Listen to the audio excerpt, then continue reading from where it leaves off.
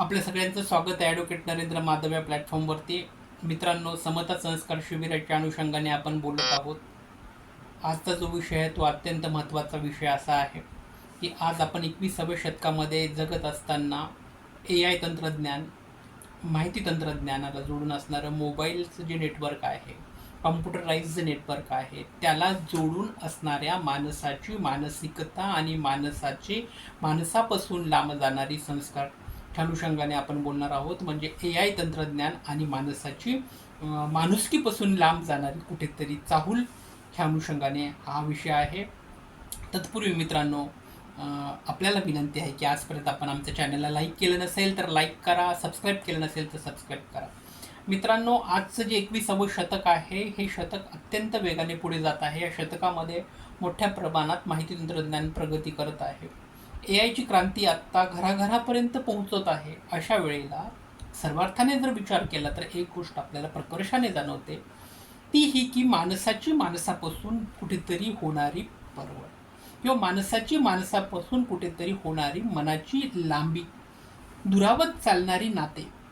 आज नातेसंबंधाच्या अनुषंगाने विचार केला असता आपल्याला आढळून येईल की नातेसंबंधात पूर्णपणे कुठेतरी उद्ध्वस्त होताना आपल्याला दिसत येत आहे.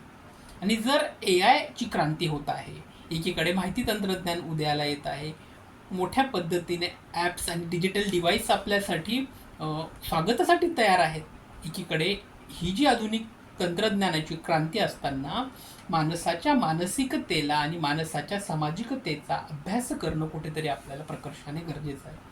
मित्रांनो, माणसाचं माणुसकीपासून दूर जाणं जे आहे ते सध्याच्या काळातील सर्वात मोठं आव्हान आहे असं आम्हाला सर्व लक्षाने जाणवतं. म्हणून आम्ही आमच्या संस्कार वर्गामध्ये कुठेही मोबाईल्स आणि जी काही इलेक्ट्रॉनिक्स इतर जे गॅजेट आहेत त्यांना आम्ही अलाव करत नाहीत. कारण आमचा विरोध मूळतः मोबाईल आणि त्या गॅजेटला नाही आहे, परंतु कुठेतरी माणसाची मानसिक परिपक्वता जरी आपल्याला सुनिश्चित करायची असेल, माणसाच्या हृदयामध्ये प्रेम, भाईचारा आणि माणसाबद्दल, नातेसंबंधाबद्दल कुठेतरी आपुलकी आणि जिव्हाळा जर आपल्याला तयार करायचा असेल तर आपण ह्या हरवत चाललेल्या जगापासून कुठेतरी आपल्याला बाजूला पडणं किंवा हरवत चाललेल्या ह्या माहिती तंत्रज्ञानाच्या जगापासून आपण कुठेतरी एका अर्थाने विचार करून आपल्याला एक दिशा ठरवायची ही वेळ आलेली आहे. मित्रांनो बघा, मोठ्या पद्धतीने तंत्रज्ञान प्रगती करत आहे, आपला त्यास विरोध नाही. आपण या तंत्रज्ञानाच्या अनुषंगाने प्रगती करायला हवी, परंतु एवढी सर्व प्रगती करत असताना आपला जो मुख्य उद्देश आहे, जो की माणसाच्या सुखासाठी ही सगळं माहिती तंत्रज्ञान, AIची क्रांती होत आहे, तर ही सगळी क्रांती होत असताना खरंच माणसाला सुख कोणत्या अंगाने आलं आहे, माणूस सुखी झाला आहे का, याचाही विचार या ठिकाणी करणं अपेक्षित आहे. संस्कार जे आहेत, ती संस्काराची प्रथमची जी पायरी आहे ती म्हणजे माणसाच्या माणुसकी आणि हृदयात असणारा प्रेम आणि जिव्हाळा. मित्रांनो बघा, पूर्वीच्या काळामध्ये नातेसंबंध मोठ्या प्रमाणामध्ये सांभाळल्या जात असायची. नातेसंबंधाच्या अनुषंगाने कुठलीच नैतिक अशी शिकवण आपल्याला शाळेमध्ये देण्याची त्यावेळेला गरज देखील नव्हती. कारण आपल्या संस्कृतीमध्ये, आपल्या संस्कारामध्ये, आपल्या आई वडिलांमध्ये, आपल्या जी काही परिवारांमध्ये आणि संपूर्ण समाज घटकामध्ये कुठेतरी आपल्याला संस्काराचं महत्त्व उपजत प्राप्त होत होतं. परंतु सध्याच्या युगामध्ये, आधुनिकतेच्या काळामध्ये आपल्याला कुठेतरी माणूस हा माणसापासून लांब जात आहे हे प्रकर्षाने जाणवायला लागलं आहे. आणि नाकारता पण येणार नाही की एकीकडे विज्ञान आहे, तंत्रज्ञान आहे, ही सगळी क्रांती असताना माणसापासून लांब जाणे, माणुसकीपासून तो तुटून बाजूला पडणे हे एक आव्हानात्मक कार्य समाजशास्त्रज्ञात सुद्धा आहे आणि मानसशास्त्रज्ञात सुद्धा आहे.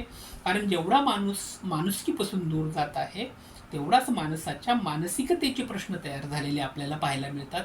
माणसाच्या मानसिक अवस्थेमध्ये फार मोठ्या प्रमाणामध्ये बदल हे AI क्रांती, इलेक्ट्रॉनिक गॅजेट आणि मोबाईलमुळे झालेलं आपल्याला बघायला मिळतात. मित्रांनो, यावरती बऱ्याच मोठ्या पद्धतीने संशोधन सुरू आहे, परंतु ही काळाची गरज म्हणून मोठ्या पद्धतीने युवक, युवती, तरुण पिढी या इलेक्ट्रॉनिक गॅजेटच्या आहारी जात आहेत. अशा वेळेला त्याची गरज कितीशी आहे आणि आपण त्याचा वापर किती प्रमाणामध्ये करतो, यामध्ये जी तफावत आहे ती तफावत सुद्धा आपण शोधून काढली पाहिजे. आणि त्या तफावतीमध्ये जर आपल्याला मानसिकतेची कोंडी होत असेल तर ती थांबवणं सर्वप्रथम क्रमप्राप्त ठरेल. मित्रांनो, आधुनिक युग आहे, विज्ञान युग आहे, आपलं संपूर्ण जग आज एक प्रकारचं घर झालं आहे.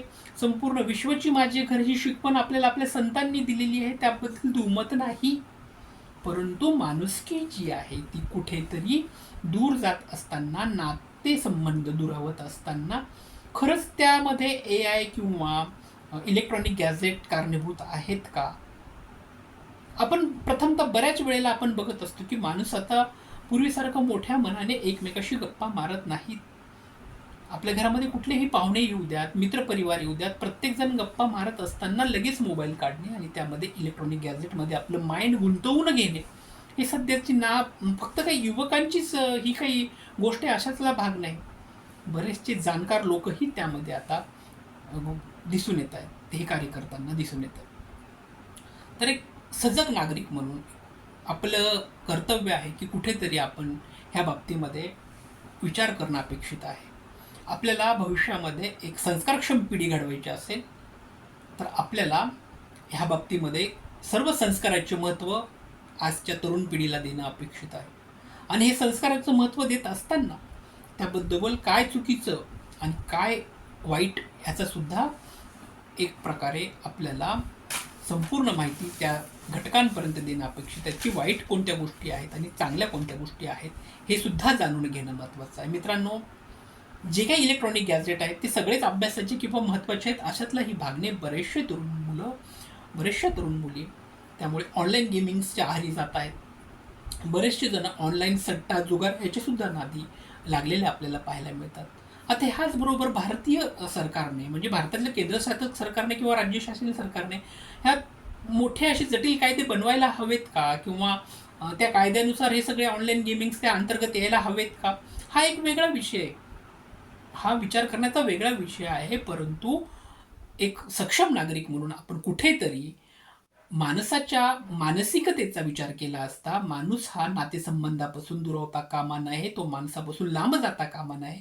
आणि त्याला जर कुठे तर माहिती तंत्रज्ञान किंवा आधुनिक विज्ञान जर कुठे अडथळा म्हणून येत असेल तर आपल्याला आधुनिक विज्ञान पण स्वीकारायचं आहे, AI तंत्रज्ञानाची प्रगत क्रांती सुद्धा स्वीकारायची आहे. परंतु हे सगळं घेत असताना आपल्याला आपले संस्कार, आपली नैतिक मूल्य आणि आपली नैतिक जबाबदारी विसरायची अजिबात नाही, हे सुद्धा लक्षात घेऊयात. ह्या ठिकाणी थांबूयात. येणाऱ्या पुढील व्हिडिओमध्ये एक मोठा असाच चांगला विषय घेऊन आपण येणार आहोत. व्हिडिओ आवडला असेल तर लाईक करा आणि सबस्क्राईब करा. Thanks for watching. Thank you so much.